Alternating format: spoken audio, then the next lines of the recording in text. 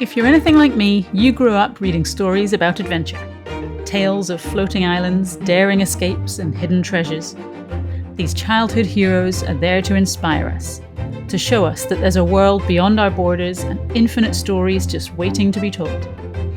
Every week, we love having the chance to share our very own adventures with you, but never in our wildest dreams would we have thought that one day we'd be standing in the birthplace of the very storybooks that got us there.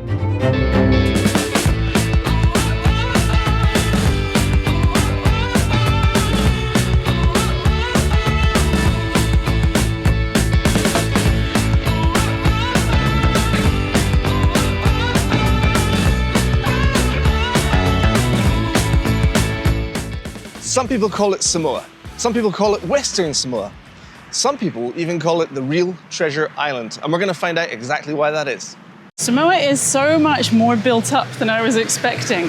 Like, we didn't know too much of what to expect before we came here, because although it is like a sizable island, not that many cruisers come this way. You know that we've been doing like a big zigzag across the Pacific, and this is very much a zig quite far north, and most people just cut straight underneath. You think this is the zag? Well, zigzag, zig. Oh no, you're right. Yeah, zig. We came up. It's a zig. So right before we got here, Bryony was doing some research, and we discovered that they have quite an unusual tradition here, and it happens every morning. Although we've since found out it happens every sunny morning, and when it's raining, we just postpone the tradition. We did try and come and film this another day for you, but they were just like, yeah, no, look at the weather. Just now, just not happening. Anyway, we're hoping to go find it today if they're doing it, because so far so good, right? So we've walked to the police headquarters here in Apia, which is the main town on Samoa, and apparently they have a marching band, and every single morning they march and parade up the street to the government building in town and then raise the flag there. So fingers crossed they're about to start getting ready and we can hear some banging tunes. Wait, is that them there? Have they started? Go, go, go, go! Ah!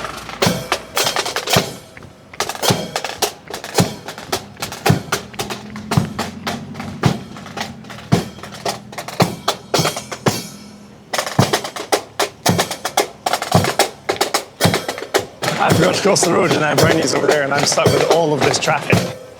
Weird, so I might miss the dig again. Oops.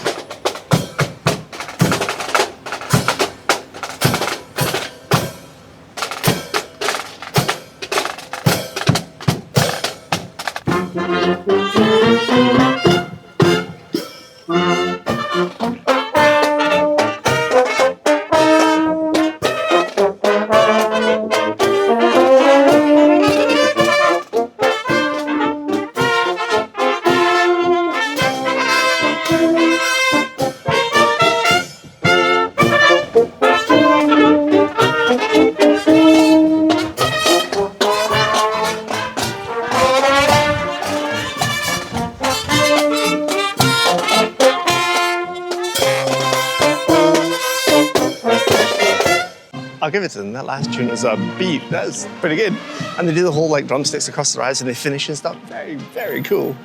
But oh my goodness, that was a rush. I didn't think that they would actually march quite as fast as they did. So I was like, oh, it'll just be a leisurely stroll through town and we'll be able to film it and chat to you guys while it happens. And actually, we were just running around in circles trying to get cool shots and trying to keep up with them and then dodge traffic and everything.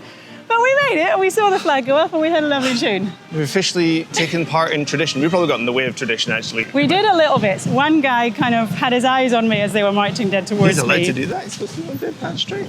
But I was like, I'm gonna stay here till the last second, and then I promise I'll get out of the way. I mean, you were sitting on the base of the flagpole, which is a bit awkward. But I didn't get trampled.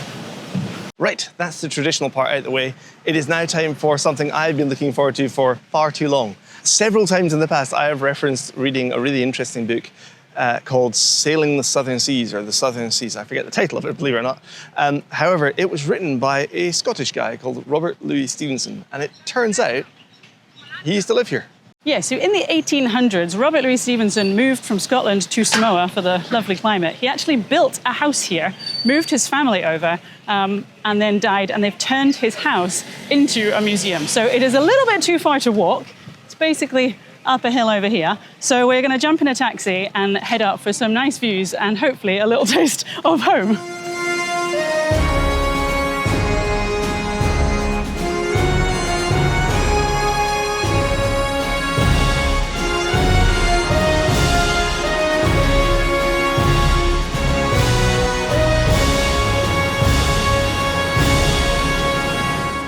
So, Robert Louis Stevenson is known for a whole pile of books. Treasure Island was his thing. Sailing the Southern Seas was his thing. Dr. Jekyll and Mr. Hyde was his thing. But what's wild is the book that I was reading when we first arrived in the South Pacific, he wrote all about his journey on that boat right there. And I've never seen a picture of it until now. It's a beast. So this place is amazing. It was hit by not just one, but two cyclones, like, I don't know, 50 years ago or something. And so a lot of it has been rebuilt to look exactly as the original was. But even like all of this decoration on the wall, even though it was made, I think, in 1994 to sort of redo up the house and turn it into a museum, has been done in completely traditional methods. So they get the, I was going to say the juice, what do you call it, out of a mulberry tree? The sap, that's the thing. I'll be here to do the subtitles. I'll make up something and then Ian will tell you what's the true story behind it. But yeah, so they just like squash parchment between bits of tree and make these incredible patterns. And they've decorated the entire room. There are literally muskets on the wall. Like, you forget this guy was touring around the world when this is his personal collection of weapons. It's ridiculous. Which he's collected from places all over the planet that he travelled to, obviously, wherever he went. But like, there's like muskets with inlays of metal. This one, I think, it looks like inlays of ivory or pearl in the handles. Oh my goodness. It's wild. Also, over here, there's this wonderful picture of, I think it might be his mother, sitting at this fireplace, which apparently is one of only 2 fireplaces in the entire country, and they never used it, guarded by a lion. As every good fireplace should be.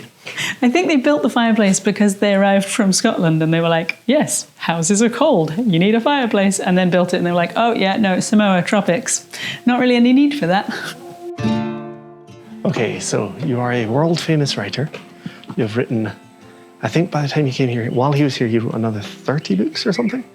Apparently almost all of them were written right here with that view. You can see why.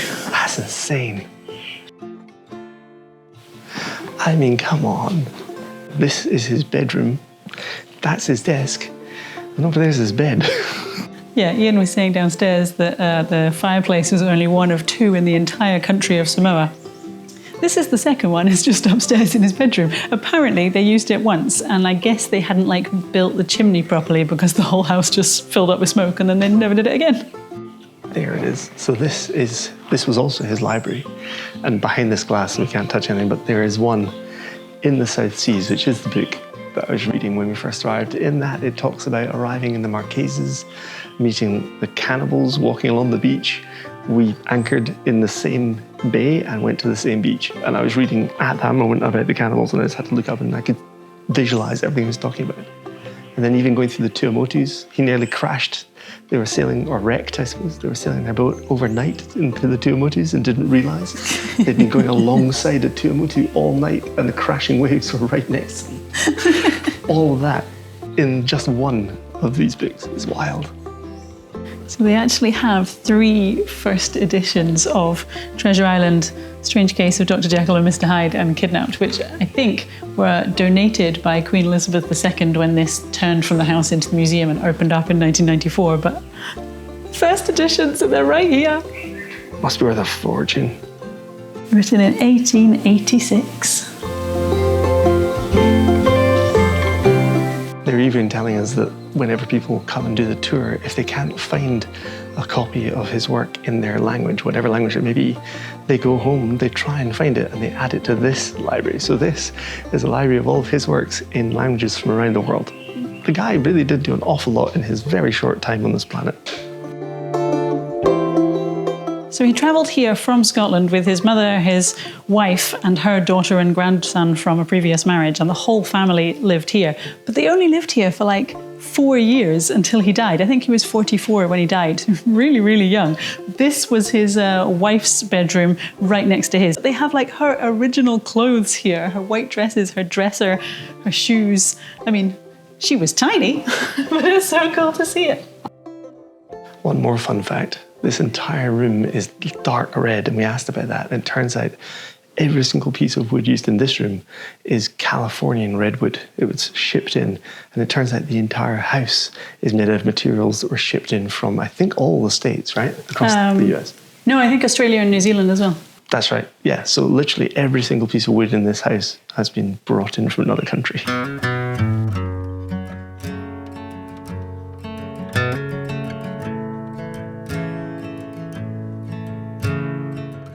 And then we've just come downstairs into this huge room underneath everything, which apparently was their like dining room, and they held bowls here and stuff. But over here in the corner, they have this massive safe, which is original, his actual safe that he actually brought. And they said, obviously, there were no cars in those days. They only had horse and cart, but it was too heavy for the horses to bring up the hill from the ship. So 50 men took turns and literally carried it all the way up the hill to get it here.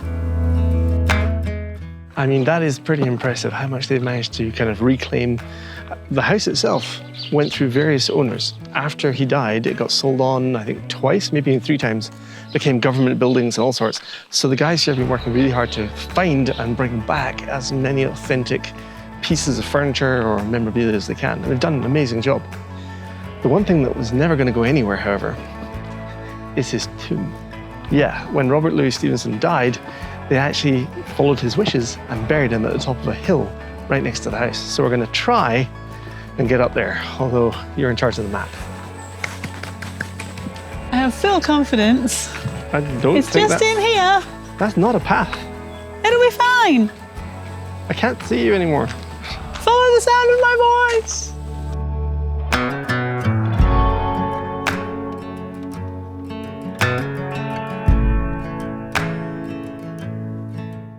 So we've got to our first decision where I think you can go either way here, where the fork is there's a fork in the path. Well, we've been told there's a hard way and an easy way, but the hard way is 45 minutes and the easy way is an hour and a half. It's very much, do you want to go straight up the side of the mountain or do you want to go the regular way that most people go? So guess which way we're going. Prepare for some out-of-breath talking. Well, now we're taking things really differently because Ian has decided to go the easy way and I've decided to go the hard way. And well, this is clearly never going to work. Just that, you know, we would separate and we'll definitely both find our way to the top at the same time. And I'm not quite sure what the plan is if we don't, but oh well, off on an adventure. Hey, where did you come from? I don't think you're taking the shortcut if you're taking longer. So maybe that wasn't the split, but it's probably for the best. Just for the record, Brownie would quite happily think that that was the shortcut. Clearly a river. That could totally be the shortcut. Like, it's a smaller path. It's very definitely a path. There's a break in the green. There's no path there. That's just where water falls off a mountain. If we're still going on here in an hour and a half's time, then we know that we've gone the wrong way. So now Ian is coming to his senses and we are going off route, off the track, into the forest. I think it's fine. It seems to be basically that the hard way, the short way, goes straight up the middle. And it's kind of the same path that is the long, easy way. It just has a lot of corners, zigzagging and crossing over continually. So it's basically just like we're cutting all of the corners as we walk up this way. I'm not entirely sure. Well, that makes a bit more sense. I think we might now understand that that was just the intro. Yeah, it's about to get really exciting from here. Do you want to do the verses or the chorus? You're going to go straight up the mountain this way. At least right now it's steps. Straight up. All right, after you. This is quite nice. The whole thing seems to be pretty shaded and it has been so hot the last couple of days here. There's basically been like no wind because on the north side of Samoa we are protected from these huge mountains, which just means that it has been really hot and really stuffy. And so to be under the shade of some trees in the afternoon is actually quite a nice welcome relief. So the tradition here in Samoa is to bury your loved ones as close to your house as possible, like in the front garden. So you can look at me like, Granny's there, still with us. He said that he wanted to be buried at the very top of this hill. 2 questions. 1, was he sadistic? And 2, do you think the guys had to lug him up there, took the short way or the long way? Oh, good point. Yeah. It's actually really sweet. So when he died and was buried here, the whole family moved back to Scotland and California where they were from. But his wife said that when she died, she wanted to be cremated and she wanted her ashes to be returned here to Samoa and buried alongside her husband. And that's exactly what her daughter did. And so there were 2 processions up this hill for the 2 funerals. I think they were like 40 years apart. He died very young, and she died, I think, into her 90s. But yeah, the whole family came back here, and there were photos in the museum of this procession coming up the mountain to lay her to rest alongside her husband. I think that's really lovely. I mean, it is straight up, but if you want a papaya snack on your way... It's just the way to entice you to the top, isn't it? Can you chomp down a raw papaya? Yeah, absolutely. Oh, well, you first. Come on, we got this. So we just had a nice lady do the thing that we do to people, which is they see somebody who's huffing and puffing and dripping in sweat, and they say, well, you're almost at the top. I'm like, yeah, right. She could easily be lying, but it's a nice little glimmer of hope that we might actually make it. I'm starting to see some sunlight through those trees up there, so maybe she's telling the truth. But either way, respect to everybody who does this route. It is steep.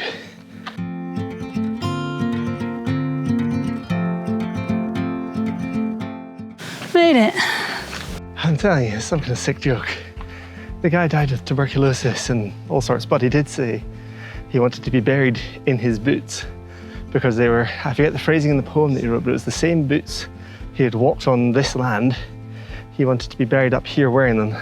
To kind of be buried with a piece of Samoa, I think. Yeah, exactly. Which I can understand. Like, we use our flip-flops everywhere we go, and every time I have to like swap them out for a new pair, because you know I've been wearing these for like 20 years, there's always that little feeling of kind of, I think where these have been.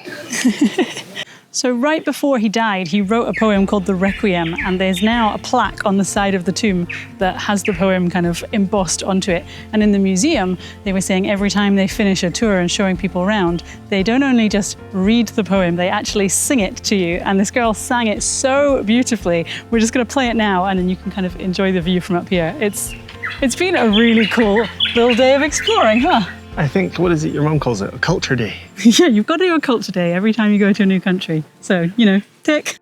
Under the white and starry sky, dig the grave that lets me lie. Gladly I live and gladly die, and I lay me down with the wheel. Peace be the verse you crave for me. Here he lies where he longed to be. Oh, Mr. Sailor, home from sea, and a hunter home from the hill. So we're just on our way back down again from the hill, and we have found a little freshwater pool that we can swim in. Now it is about 5 p.m, so it's going to be freezing, but let's pretend it's refreshing. It's going to be so cold, and I just realised we didn't bring our dry ropes, you know, the big jackets we have. They would have been perfect for this. That would have been ideal. Yeah, it's going to be bracing.